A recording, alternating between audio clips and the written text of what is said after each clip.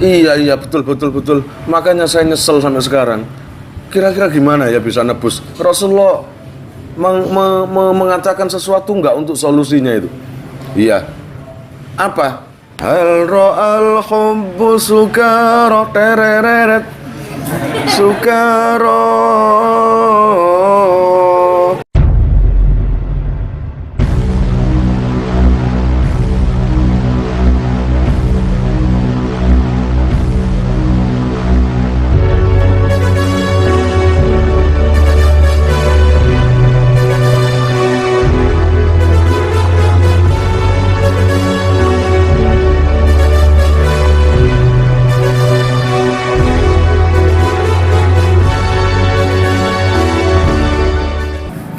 Saya mau bercerita tentang wali perempuan yang biasa kalian dengar. Bahkan ada yang mengatakan wali ini bukan satu-satunya.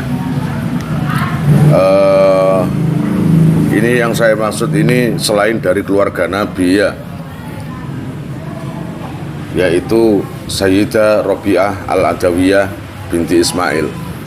Beliau ada yang mengatakan satu-satunya wali perempuan yang beriman mahabbah. Kebanyakan wali itu imannya adalah iman ilmu, iman ayan, dan iman hakikat. Iman ilmu yaitu para wali-wali yang terdiri dari para kiai-kiai. Itu walinya Allah. Ini yang paling anggun. Paham?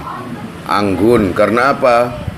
Di samping beliau itu dikasih pengetahuan keimanan, makrifat, mereka juga dikasih pengetahuan tentang syariat-syariat Islam, dikasih pengetahuan tentang kitab, menguasai tentang ilmu nahwu, shorof, hadis, tafsir, dan lain-lainnya. Lalu ada iman itu, iman hakikat itu kebanyakan para wali-wali seperti wali Songo atau wali apalah, saya nggak tahu prosesnya itu. Kebanyakan dari riyadhah, tirakat hati. Tirakat hati kayak Sunan Kalijogo, nunggu tongkatnya gurunya sampai 3 tahun. Lalu Sunan Geseng yang disuruh gurunya Sunan Kalijogo untuk sujud sampai 3 tahun, sehingga sampai Sunan Kalijogo lupa kalau pernah nyuruh muridnya sujud di dalam hutan. 3 tahun baru eling koyok gurune biyen Sunan Bonang. Oh iya, aku gak tahu ngongkon muridku sujud nang hutan, lupa tak parani maning doleki gak ono. Ya alase diobong. Ya toh, biar itu ada ceritanya sendiri. Lah ini unik, satu-satunya wanita, perempuan wanita yang apa itu dikasih derajat Allah Ta'ala kewalian, dan imannya itu bukan makrifat, imannya itu mahabbah. Itu bagi para ahli sufi di atas makrifat sudah, di atas makrifat. Makrifat itu artinya kenal, ngono loh, artinya kenal baru cinta. Lah Robiah itu enggak ya, kenal gak ngurus, yang penting cinta. Paham? Gak ngurus kayak apa gak ngerti, yang penting mahabbah, cinta. Proses Robiah itu bukan semudah yang kita dengar cerita-ceritanya, bukan gitu. Ketika menjelang kelahiran Robiatul Adawiyah, si Ismail ini, ayahnya ini orang miskin, gak punya apa-apa untuk persiapan kelahiran putrinya. Bahkan untuk minyak, sekedar mengolesi pusernya itu nggak punya sudah, karena beliau betul-betul miskin. Paham? Ya cuma terima nasib saja, cuma bisa nangis, bisa mikir. Paham? Gitu saja. Tapi kelebihan daripada Bapak Ismail tadi, kelebihannya adalah berjamaah subuh. Itu kelebihannya. Nah, makanya selalu saja cerita kemana-mana pun, selalu saja orang-orang yang sukses atau orang-orang yang punya keturunan sukses selalu ada kaitan dengan subuh. Itu luar biasa subuh itu. Paham ya? Subuh itu kemujizat yang tersembunyi. Kalau ingin dapat kemujizatan, karomah, pasti subuh. Itu ya. Ini Pak Ismail ini juga melihat istrinya perutnya semakin membesar dan merasa mau melahirkan. Beliau bingung karena apa? Apa yang bisa dibuat untuk persiapan kelahiran putrinya. Ini adalah anak keempat. Ya, ini adalah anak keempat yang semuanya anaknya itu perempuan semua. 1, 2, 3 itu perempuan. Nah, ini yang calonnya keempat, makanya namanya Robi'ah. Robi'ah itu artinya 4. Dan kelebihan dari Pak Ismail ini, kalaupun nggak punya, nggak mau minta-minta. Disuruh istrinya untuk minta atau hutang, nggak mau minta-minta. Nah, itu mestinya laki-laki kayak gitu, paham? Ya enggak lah Bu, kalau saya suruh minta atau hutang-hutang. Kalau hutang saya bisa, cuma semua nggak ada yang ngutangi karena hutangku saya sudah banyak yang sudah nggak percaya. Kalau minta maaf, enggak. Nah, suatu ketika hatinya bingung untuk persiapan putrinya lahir itu, di saat nggak punya apa-apa, akhirnya di kamar sambil menangis, lalu tertidur. Dalam tidur itu beliau mimpi bertemu dengan Rasulullah. Nah, itu ya, bertemu dengan Rasulullah. Nah, Ismail, kenapa sedih? Ya Rasulullah, gimana nggak sedih? Ini anakku mau lahir, sedangkan saya nggak punya biaya apa-apa. Saya nggak punya biaya apa-apa untuk biaya kelahiran anak. Ya, saya tahu Ismail, makanya saya kesini, kata Rasulullah. Ismail, kamu temui Gubernur Basrah. Saya takut ya Rasulullah. Enggak usah, kamu cegat aja di jalan. Kamu cegat aja di jalan nanti. Bilang sama gubernur itu, "Hai gubernur, salam dari Rasulullah. Sampean itu kemarin Kamis lupa baca sholawat. Sampean biasanya sholawat setiap hari 100 kali, tapi kemudian Kamis kemarin karena ada rapat urusan istana, urusan negara, sehingga sampean ini melupakan sholawat istiqomah sampean." Itu ditagih sama Rasulullah. Untuk menebusnya sampean harus bayar uang 400 dirham. Takut ya Rasulullah. Dah bilang gitu saja. Akhirnya ketika bangun, mereka tanya, Ismail ini tanya, kapan kira-kira Pak Gubernur ini lewat. Ternyata hari ini ada jadwal survei atau cross check di daerah-daerah yang melewati kampungnya. Segera Pak Ismail ini menunggu. Nah, ternyata ada rombongan banyak berkuda yang namanya aja gubernur. Duduk kono keleleran nang kampung sapa sing ngono kon. Bakon ketayalan, bakon penekan, bakon anu. Ya hem ya. Sapa sing, "Oh, Bapak Muhem. Wah, oh, lucu nih tok." Paling ngono-ngono kon. Paham, Hem? Ini gubernur. Akhirnya Pak Ismail tadi, mana ya keretanya raja? Ternyata di belakang sendiri, karena di depannya itu pengawal-pengawal. Lah otomatis mau mendekat nggak boleh. Stop, mau kemana? Mau pingin ketemu gubernur, nggak bisa. Oke, itu nggak bisa.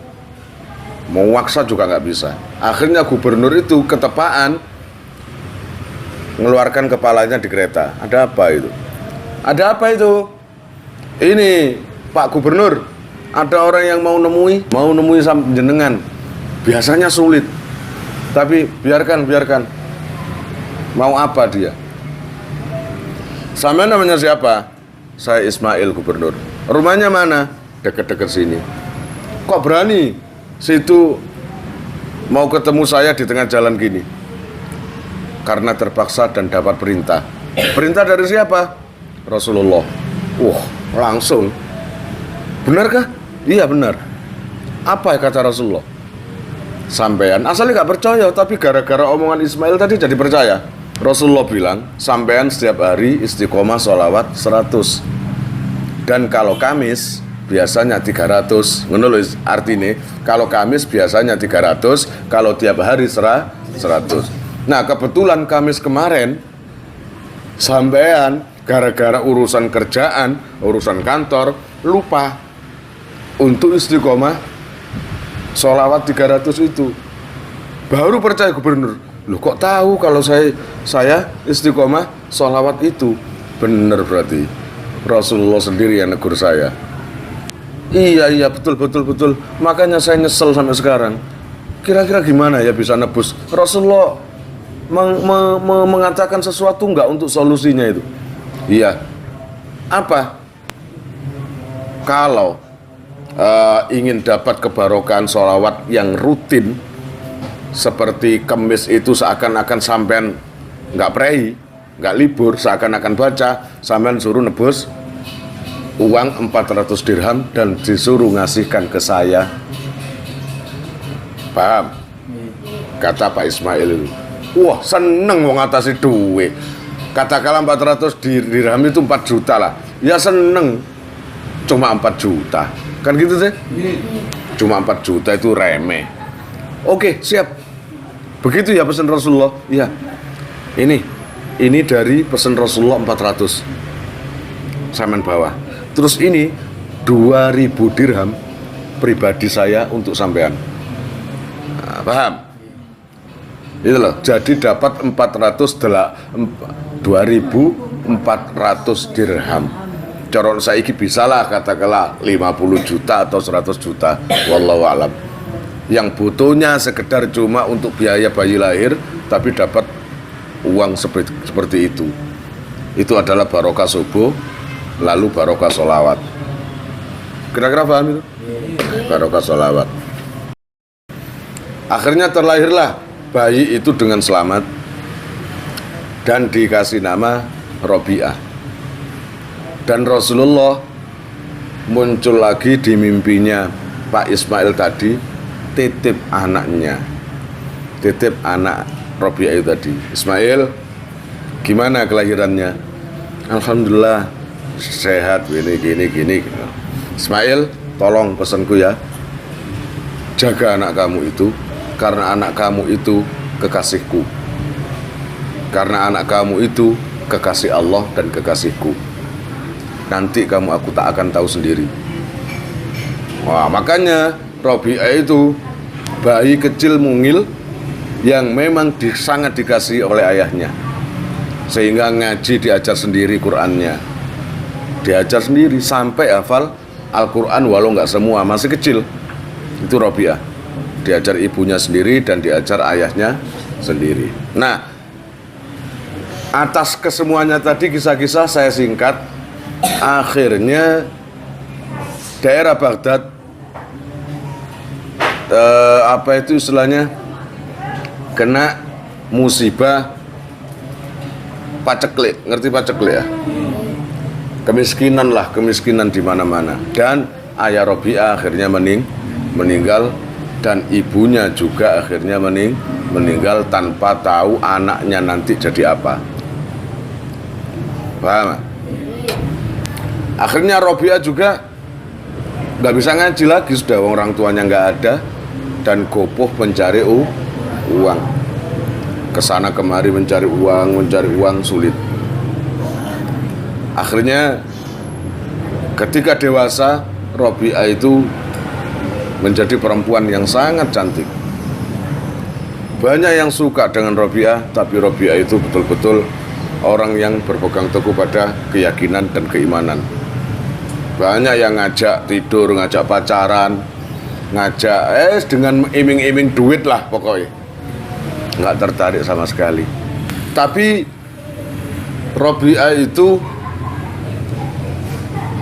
akhirnya jatuh juga ketika melihat seorang gubernur Basra yang wajahnya memang sangat tampan. Gubernur Basra itu lagi survei di kampungnya Robiah. Waktu itu Robiah menyendiri, senengannya menyendiri karena orang tua sudah nggak ada, uang nggak ada, semuanya nggak ada. Daripada main ke sana kemari, mending menyendiri, entah itu di pinggir sungai atau di balik pohon atau apapun, menyendiri. Tiba-tiba sang gubernur tadi ketika ngecek survei seluruh tempat-tempat, akhirnya gubernur tadi kebelet pipis, beol, paham? Mencari tempat-tempat untuk buang hajat. Nah, nesing itu apa artinya? BAB apa itu? Buang. Maksudnya apa sih? Air besar gitu. Yes. Ketika menemukan tempat untuk BAB, akhirnya legalah si gubernur itu. Setelah keluar dari WC-nya dengan pasukan-pasukan, lah raja itu, gubernur itu kebetulan nggak mau ditunggu, agak jauh aja. Ya itu semuanya Allah yang ngatur, ya toh? Allah yang ngatur. Biasanya dijaga, ini nggak mau, agak jauh. Ketika keluar dari WC sambil betulin pakaiannya, toleh melihat ada perempuan yang sendiri termenung. Dinginnya di malam ini, suasana pilu, terkenang daku kembali sejarah silam. Mengapa engkau harus berubah pikiran hanya kerana peristiwa itu? Oh, aku seeling biyen kumulane saya hafal lagu-lagu ngono ya. Oh, perempuan ini kok cantik ya, kok diem. Akhirnya, Assalamualaikum. Waalaikumsalam. Ada apa nak? Ada apa dek? Diem aja. Akhirnya bercerita sedikit kalau dirinya dalam kondisi apa? Kondisi kekurangan, nggak ada orang tua. Loh, kamu nggak kerja? Kata gubernur. Zaman sekarang kerja di mana? Nggak tahu kalau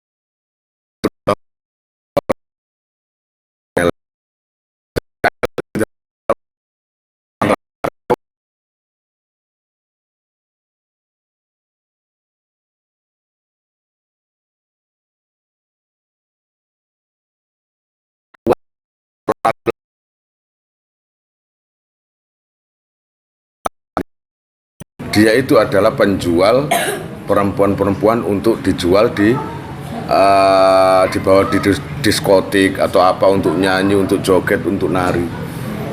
Akhirnya, suara kamu enak ya? Biasa saja bang. Itu pak. Kamu netap di mana? Nggak ada tempat. Loh kamu orang desa lah? Iya. Lah terus di sini tempat kamu di mana?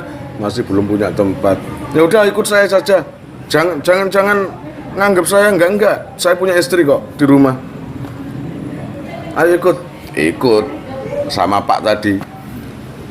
Suaminya istrinya celuk. Istri. Itu. Raya apa lo nyeluk sapa? Masa apa nyeluk sapa? Dek. Ya, Dek ngene ta? Iku, Dek. Ini loh ada tamu. Terus istrinya keluar dibisiki sama suaminya. Perhatikan, dia itu suaranya enak. Kita jual dia nanti, kita buat bisnis. Oh iya. Oh, siapa namanya? Oh, langsung ganti, langsung perhatian karena ada maunya. Robiah. Masya Allah cantiknya. Jika belum upload video baru, itu tandanya saya banyak kesibukan dan nggak usah request. Request itu pantasnya apa sama pengamen.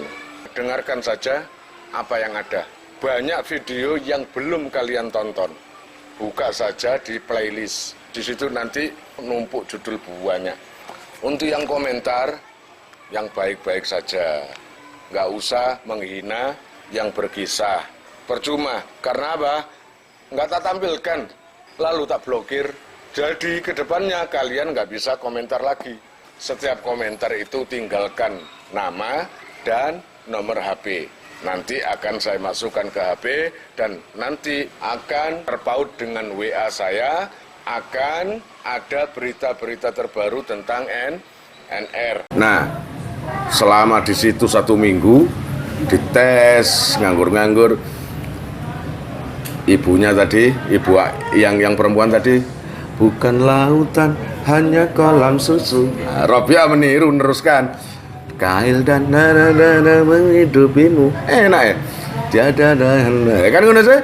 Kok nirokno dites lagi. Rasa cinta. Kok uspus ya dulu.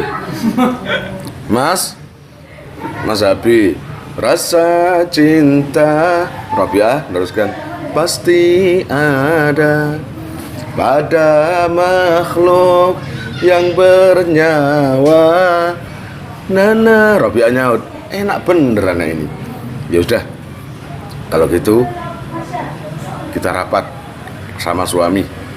Bang, iya enak suaranya bang.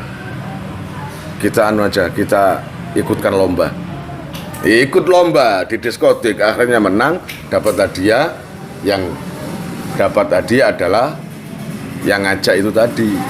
Nah, lalu tanya-tanya harga daripada budak perempuan yang suaranya bagus, bisa nyanyi, bisa nari, itu kira-kira berapa? Lah orang itu biasa pegang paling besar cuma 500.000, itu aja jarang. Nggak taunya tanya-tanya, jika perempuan itu cantik, bisa nyanyi, bisa joget, saya berani katakanlah 100 juta. Oh kok gak kaget? Wah mahal amat. Asik. Akhirnya dijual bener 100 juta. Dibeli oleh orang kerajaan, dibeli oleh ya pihak kerajaan lah. Dari pihak kerajaan itu dijadikan biduan wanita untuk sekedar nyanyi menghibur tamu-tamu di diskotik atau di kafe atau manapun. Paham? Lalu suatu ketika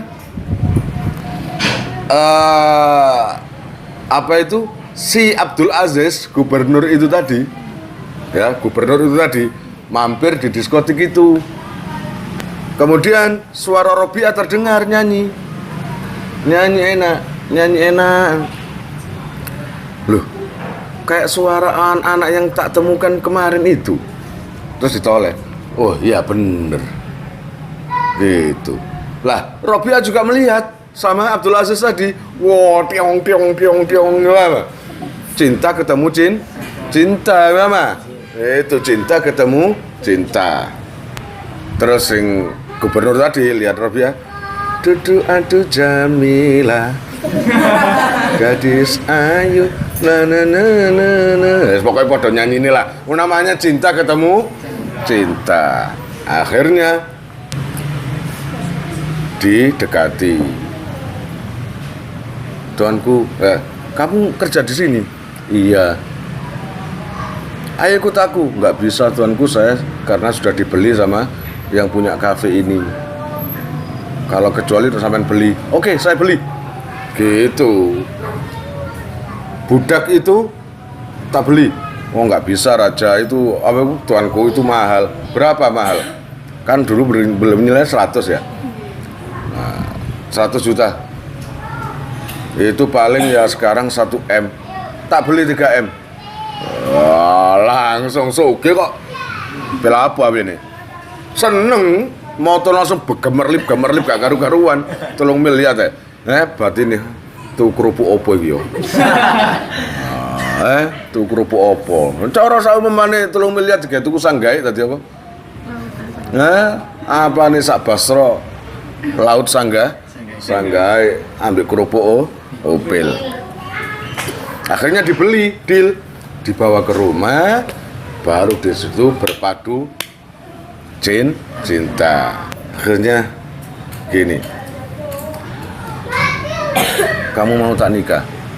Iya, tapi saya sudah punya istri banyak, namanya Cok Gubernur. Sampean cinta nggak dengan saya? Kata Robiah. Sangat mencintai. Iya nggak apa-apa. Akhirnya jadi istri muda, entah itu keempat atau ketiga saya nggak tahu. Kebetulan istri yang pertama cepat, rasa nogon wis. Akhirnya dinikah sama gubernur tadi. Kalau gubernur itu pergi, disiksa oleh istri yang tua tadi, disuruh bekerja. Padahal ini Robiah ini jangan kamu suruh untuk yang berat-berat, bantu-bantu yang biasa-biasa aja. Tapi kenyataannya ketika suami nggak ada, disia-siakan. Lah teman Abdul Aziz tadi, gubernur tadi, ada yang suka dengan Robiah juga. Makanya jengkel kalau Robiah menjadi menjadi istrinya Abdul Aziz. Wah, pokoknya bermesraan tok pokoknya. Ini cerita yang sangat luar biasa romantisnya dua itu, setiap malam berpelukan, lihat bintang, ya, lihat bintang, ya toh, lihat bulan. Pokoknya sepacaran tok pokoknya. Asik. Nah, orang yang mencintai Robiah tadi punya akal. Gimana caranya Robiah itu jadi istriku? Yaitu dengan cara menghasut raja. Gubernur sama gubernur. Lah punya atasan lagi raja. Raja kena hasut. Katanya yang namanya Abdul Aziz ini korupsi. Nah, ya, korupsi dan bla bla bla banyak. Akhirnya raja itu mengutus, memberi tugas apa? Dikasih waktu untuk mengembalikan uang korupsi itu. Padahal nggak korupsi, tapi karena udah nggak bisa bantah lagi, akhirnya disuruh mengembalikan uangnya, dikasih waktu 1 minggu. Nah, akhirnya alhamdulillah 1 minggu bisa mendapatkan uang sejumlah yang dituduhkan korupsi itu. Tapi teman yang hasut tadi loh, yang suka Robiah, dapat kabar kalau yang namanya Abdul Aziz sudah dapat uangnya dan kembali hari ini.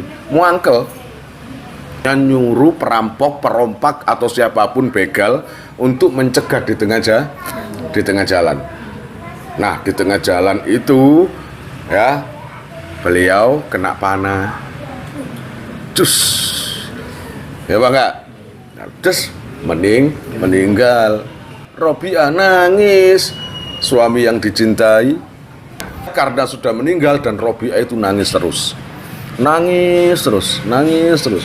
Akhirnya diajak nikah sama orang yang hasut tadi, nggak mau, diancam. Kalau memang nggak mau, nggak tahu saya ancamannya apa sehingga sampai Robiah itu terpaksa mau dinikahi. Dan hebatnya ketika dinikahi oleh orang baru tadi sama sekali tak tersentuh. Ngerti tak tersentuh? Gimana enggak? Setiap didekati ya nangis. Kalau enggak nangis, ada aja yang dilakukan Robiah itu sekiranya tidak disentuh, tidak ditiduri. Lama-lama jengkel, akhirnya Robiah diturunkan derajatnya, yang tadinya jadi permaisuri sekarang menjadi selir.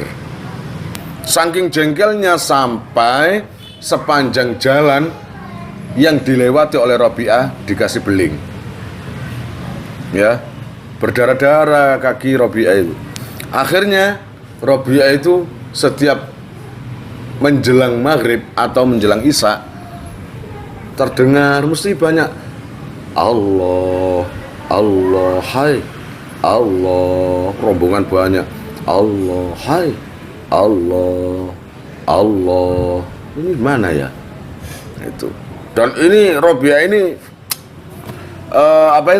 penderitaannya sangat luar biasa, kesiksa terus, paham ya?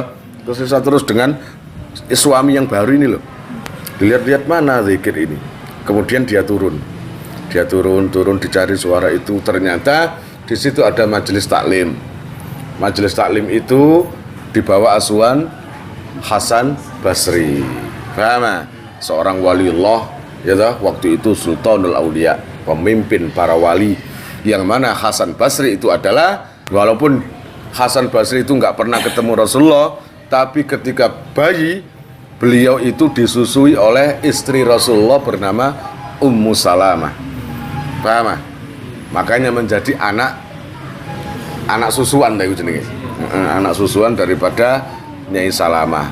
Dan ngajinya Hasan Basri itu ke Sayyidina Ali, kemudian ke Zubair, sahabat Zubair, ke Sayyidina Abbas. Wah, pakar-pakar tok gurune iki. Paham? Nah, duduk guru krocok-krocok ngono duduk. Allah ya Rabbi ya Karim. Nah, akhirnya siapa orang itu yang mimpin ngaji ini? Kok dalam hatiku kok terenyuh gitu kata Robiah.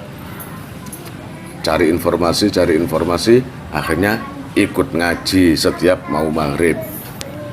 Ketika ngaji setiap habis maghrib sampai isya, ada istri daripada si gubernur yang lain, yang tua, itu menfitnah Robiah. Kamu tahu nggak Robiah kalau kamu pergi kemana? Nggak tahu. Selingkuh. Karena setiap maghrib dia pergi. Akhirnya apa? Akhirnya apa benar? Gitu. Apa benar? Akhirnya terhasut. Sudah, saya ingin buktikan. Saya pura-pura pamit pergi, tapi besok maghrib saya ternyata di rumah. Ternyata betul, Robiah kalau maghrib keluar, gitu loh. Ketika dilihat, nggak dilihat kemana, pokoknya keluar. Dan isya, setelah isya datang, yaitu Robiah disiksa, diikat, dilempari, dicambuk sampai berdarah-darah. Dan itu setiap hari dilakukan oleh juragannya. Setiap hari dilakukan oleh juragannya. Bahkan Robiah dikasih makan campur kerikil, makan cacing, wes pokoknya muntah lah kalau lihat itu. Setiap hari cuma penderitaan itu saja yang dilakukan. Lalu suruh angkat beras. Perempuan suruh angkat beras gimana coba? Ngangkat beras begitu beratnya, tapi jalannya dikasih duri dan apa? Kaca, berdarah-darah. Gitu tok, setiap hari gitu. Akhirnya Robiah udah nggak bisa lagi ikut ngaji ke Hasan Basri. Nah, tibalah saatnya Allah Ta'ala membukakan pintu rahmatnya. Ketika Robiah itu ingin sholat, karena badannya sangat luka semua, kakinya berdarah-darah semua, tapi beliau itu pingin sholat. Langsung ada suara, ya Robiah, tayamum, ya Robiah, berwudu. Pakai apa wudu? Usapkan tanganmu ke tembok depan itu, diusap. Terus keluar air. Paham? Langsung wudhu di situ. Wudhu Robiah. Setelah itu sholat. Ketika di tengah-tengah sholat, juragan yang ngintip. Ini dihukum kok enak-enakan sholat. Gitu ya toh. Dihukum kok enak-enakan sholat. Langsung ambil karung, yang mana isinya karung itu adalah ular, kalajengking semuanya. Ditaruh di tempat Robiah sholat itu. Jadi ketika sholat, Robiah itu sujud, yang namanya kalajengking, ular semuanya merambat ke seluruh tubuhnya. Dan Robiah tidak terganggu sama sekali meneruskan sholatnya. Dan apa yang terjadi? Ketika Robiah bilang, Subhanallah, Subhanallah, Subhanallah, semuanya menjadi tali. Jadi mulai apa itu tadi? Ular, kalajengking semuanya menjadi tali, tampar gitu. Kemudian suaminya tadi heran, gimana? Apa masih hidup apa enggak Robiah ini? Diintip. Sholat. Loh, ular-ularnya itu di mana? Kok banyak tali-tali di sampingnya itu? Gitu. Langsung dibuka, cambuk lagi di situ. Dicambuk sampai delosor-delosor Robiah itu. Paham? Kamu apakan ular tadi? Enggak tahu. Kamu apakan kalajengking itu? Enggak tahu. Saya cari itu sulit. Enaknya kamu menghilangkan. Wajar terus tuar. Sampai berhari-hari gitu, tapi Robiah tetap sholat, tetap beribadah. Nah, suatu ketika Allah juga memperlihatkan karomah daripada Robiah. Yaitu apa? Allah menurunkan kendil atau lampu lentera. Lampu lentera yang menyala, yang ada gantolane. Apa itu? Enggak, bahasa Indonesia ya apa sing centelan itu. Yang bisa ada gantungannya itu. Nah, itu. Tapi Allah mengirim kondil itu, lentera itu turun. Nyalanya sangat terang. Dan kondil itu atau lentera itu berputar-putar di atas Robiah. Robiah senyum. Terima kasih Allah, Engkau telah mengirimi aku sesuatu yang indah. Engkau menghiburku. Terima kasih Allah, Engkau telah menghiburku. Nah, yang namanya suaminya tadi, juragannya tadi ngintip, kok terang, tumben, biasanya gelap, ini sekarang kok terang sekali. Nah, ketika dibuka, nyawalanya itu sampai matanya kabur. Paham? Matanya juragannya kabur sampai buta. Saking padange. Langsung nangis di depan Robiah, minta maaf. Terus dipersilakan untuk pergi. Kemudian si juragannya tadi itu kepalanya diusap dengan Robiah. Bismillahirrahmanirrahim. Melihat lagi. Nah, karena nama Robiah itu sudah buruk di depan, di luar sudah buruk, asal karena fitnahan-fitnahan yang sudah tersebar. Ketika Robiah itu jalan-jalan keluar, semua orang yang memusuhi itu apa? Melempar Robiah dengan batu. Pelacur. Gitu lah. Jadi orang buahnya membawa batu, berhenti kamu. Kamu jangan masuk kampungku. Akan berpengaruh buruk pada kampungku. Semuanya bawa batu dan melempar Robiah. Tapi kuasanya Allah, batu itu enggak menyentuh sama sekali ke tubuh Robiah, berhenti di depan. Sama Robiah diambil satu-satu, dibuang. Jangan gitu, enggak baik. Jadi berhenti. Enggak baik. Taruh satu-satu. Jadi Allah sendiri yang menjaga Robiah. Tak kira jam 09.00 saya turun. Nah, lalu Robiah tadi jalan menemukan satu gunung, yang gunung itu di dekat Baitul Maqdis sana, yang sampai sekarang di makamnya, sekarang makamnya bertempat di situ. Paham? Bertempat di situ dan nama Robi'ah menjadi sangat terkenal. Bahkan akhirnya akrab dengan gurunya, yang dulunya gurunya akhirnya menjadi muridnya, yaitu Hasan Basri. Santrinya banyak Robi'ah itu, sangat banyak. Robi'ah itu kalau ada pengikutnya yang melihat pelangi gitu ya, indah gitu. Ya Robi'ah, ya, ayo sobat sini keluar. Ini loh bagus Robi'ah, ada pelangi. Ya kamu aja yang masuk. Kamu aja yang masuk, ngapain saya keluar? Bagus Robi'ah. Emang ada apa di situ? Ada keindahan juga. Nah, ternyata pembantunya lihat di kamar nggak ada apa-apa, nggak ada apa-apa gitu kok. Mana yang bagus? Maryam, kalau kamu tertegun, terpesona dengan ciptaan Allah, pelangi itu, aku di sini tertegun melihat wajah Allah. Ngapain aku peduli dengan ciptaannya jika sekarang ini saya lagi melihat wajah Allah. Jadi Robi'ah itu cinta dan mahabbahnya pada Allah itu sangat luar biasa. Suatu ketika malam Robi'ah itu selalu nggak pernah tidur. Robi'ah itu nggak pernah tidur. Beliau itu di dalam satu kitab mengatakan hampir 40 tahun nggak pernah tidur, siang dan malamnya. Paham? Siang dan malamnya nggak pernah tidur. Kalau disuruh tidur, gimana saya bisa tidur? Kalau mataku disuruh terpejam, disuruh meninggalkan sesuatu yang aku cintai. Ketika semua tidur, pasti di jendela biasanya. Kalau berdoa biasanya kayak ngomong, ya Rob, ya Habibi, wahai kekasihku, lihatlah semua dituding rumah-rumah. Lihatlah penghuni rumah hambamu, semuanya terpejam matanya, semua terlelap hatinya, terlelap matanya.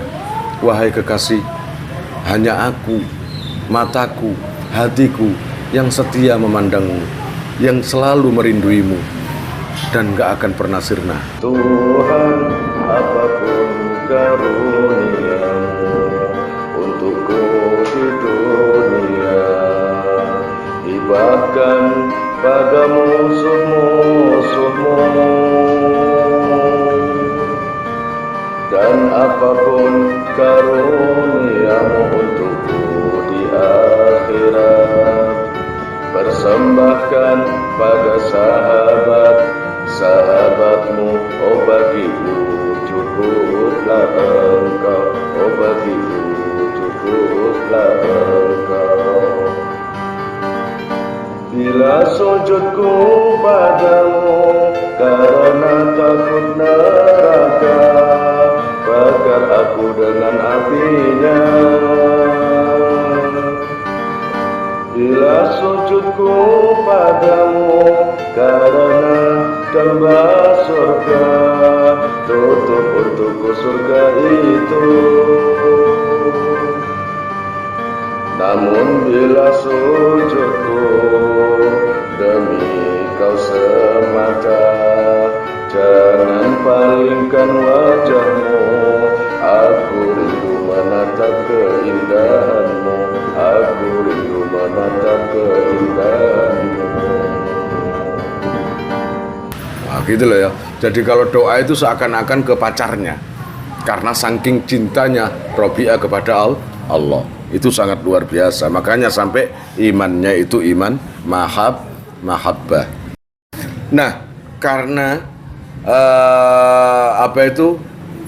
bertempat di situ sangat lama, bertempat di situ sangat lama, Robi'ah itu pinginlah naik haji, nggak punya uang, akhirnya naik keledai. Paham ya? Naik keledai.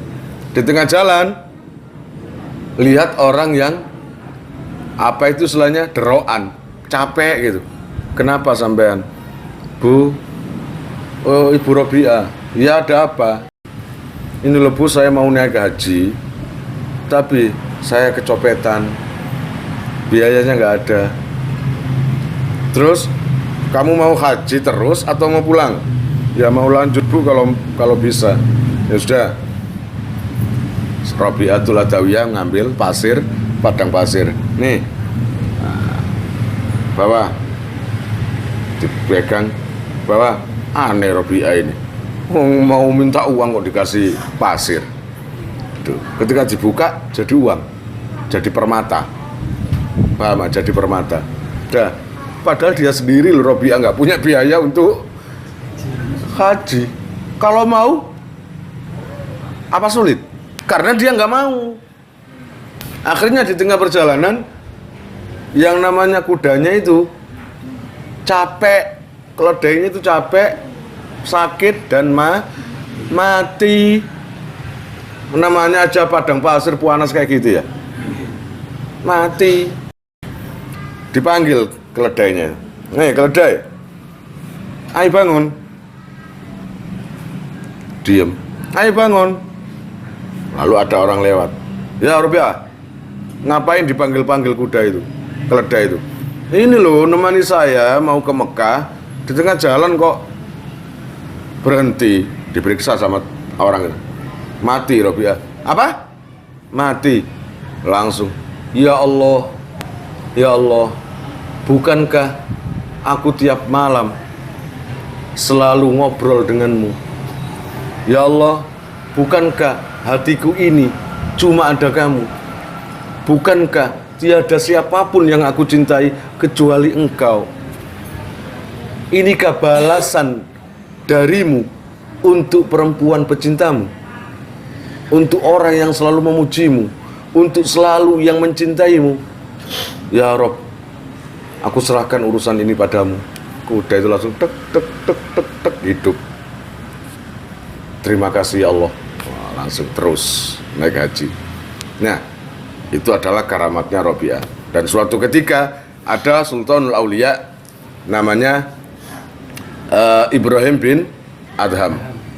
Ibrahim bin Adham itu ingin naik haji. Akhirnya ke Mekah, lalu ke Masjidil Haram. Dari Masjidil Haram menuju ke Mekah, ke Ka'bah. Ka'bahnya nggak ada. Ka'bah itu ono sih? Kok gak ono sih? Kok kosong? Tapi orang biasa melihat ada. Kamu lihat Ka'bah? Ada itu. Saya melihat kok nggak ada. Akhirnya yang namanya Ibrahim bin Adham berdoa, ya Allah, ini kenapa Ka'bahnya nggak ada? Dapat jawaban, kalau kamu ingin ketemu Ka'bah, ke Rabi'ah, Basrah, iya, pulang namanya Ibrahim bin Adham tadi, berhari-hari sampai dari Mekah ke Basrah, dekat pondokan Rabi'ah. Ternyata Ka'bahnya di situ. Lu kok di situ? Akhirnya, ya Rabi'ah, bener ini Ka'bah di situ. Iya. Gimana jadinya Ka'bah di sini? Ya nggak tahu Allah. Saya kan pengen naik haji dan saya ada uzur. Dan Allah bilang, ya Rabi'ah, engkau adalah pecintaku, engkau adalah selalu mengingatku, engkau adalah orang yang paling mencintai diriku. Untuk seorang kekasih, apa yang gak aku kasih? Kata Allah, agar kamu tetap haji, biar kamu gak capek-capek, aku pindah Ka'bah ini di depan tempatmu, pondokmu. Nah, tapi di sana ada Ka'bah buat orang awam, tapi aslinya inti roh pada Ka'bahnya itu sejam 2 jam pindah ke tempat Rabi'ah. Setelah itu sudah pindah lagi ke Mekah. Paham? Makanya sangat kagum yang namanya Ibrahim bin Adham dengan Rabi'atul Adawiyah itu. Paham? Hasan Basri gurunya juga gitu. Ya Rabi'ah, ayo sholat. Dengan beber sajadah, terbang. Ayo sholat seperti aku. Ngapain yai? Bisa nggak sholat terbang kayak aku? Kalau urusan terbang, burung aja bisa. Akhirnya di atas air. Ayo kalau gitu pindah ke atas air. Terus, ayo sholat sama saya sini. Kalau urusan di atas apa itu terbang dan di bawah air, jangan sampean, iblis pun lebih pinter. Paham? Iblis lebih pinter, bisa terbang, bisa nyelup di air, bukan ukuran itu. Yai, ini loh ukuran. Gitu. Ini ukuran. Nah, Hasan Basri itu setiap hari mainnya ke Rabi'ah dengan wali-wali lainnya, Hasan As-Sauri, Sufyan As-Sauri, Ibrahim bin Adham, lalu banyak lagi wali-wali yang selalu di rumah Rabi'ah, walaupun Rabi'ah tidak menemui. Di sana mereka pakai untuk musyawarah tentang fikih, tentang hadis, tentang Quran. Ketika Rabi'ah liwat, diajak, ya Rabi'ah, kenapa nggak duduk di sini? Ikut musyawarah tentang fikih. Itu. Jawab Rabi'ah apa? Berapa lama itu? Ya nggak lama lah. Paling setengah jam atau 1 jam. Gila apa?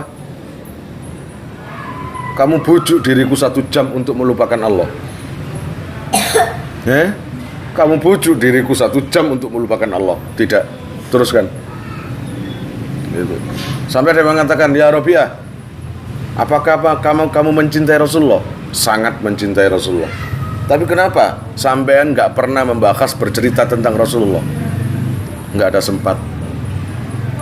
Gimana nggak ada sempat? Ya karena cintaku terpenuhi dengan cinta Allah. Bagiku kenikmatan adalah mengingat Allah. Nggak ada lagi sudah. Tapi percayalah, jangan kau tanya cintaku pada Rasulullah. Sangat mencintai. Paham ya? Suatu ketika para ulama-ulama, para pejabat-pejabat, ada 4 orang, salah satunya adalah Hasan Basri tadi, ingin melamar Rabi'ah karena apa? Sudah lama nggak bersuami, tapi kecantikannya masih terpancar, sangat cantik. Ya Rabi'ah, bolehkah aku meminangmu? Bolehkah aku membimbingmu atau membantumu? Semuanya menawarkan gitu. Bahkan orang-orang kerajaan banyak bawa peti emas, ditolak semua oleh Rabi'ah. Sedangkan untuk wali-wali tadi, Hasan Basri, di bawah pimpinan Hasan Basri, insya Allah kalau aku yang melamar Rabi'ah, ngaji tetap ngaji, ibadah tetap ibadah, wong itu kesukaan saya. Kamu nggak ada masalah ini. Kata Rabi'ah, yang masalah itu saya. Kenapa? Saya akan menerima lamaran sampean jika bisa menjawab pertanyaan saya. Ya Hasan Basri, nanti ketika aku mati, coba tolong jawab. Dalam kondisi apakah matiku ini? Dalam kondisi husnul khotimah atau su'ul khotimah? Ya nggak tahu Rabi'ah. Pertanyaan kedua, ketika nanti dikubur, bisakah aku menjawab pertanyaan malaikat? Lah apalagi gitu ya nggak tahu saya, kata Hasan Basri. Pertanyaan ketiga yang terakhir, ketika nanti di mahsyar dapat buku catatan amal, pertanyaannya, saya yang golongan mendapat buku dengan tangan kanan menerimanya atau dengan tangan kiri yang menerima? Ya saya nggak tahu. Oke, Hasan Basri, 3 pertanyaan sudah nggak bisa sampean jawab. Kok masih sempat sampean mikir menikah? Kok bisa sampean tidur mikir menikah, sedangkan 3 hal yang paling misteri itu masih rahasia buat kita. Saya dan sampean belum tentu husnul khotimah. Saya dan sampean belum tentu bisa jawab di kubur. Saya dan sampean belum tentu menerima buku dengan tangan kanan. Kalau gitu, kenapa mikir nikah? Malu Hasan Basri. Ya Rabi'ah, maafkan. Nah, akhirnya Rabi'ah meninggal.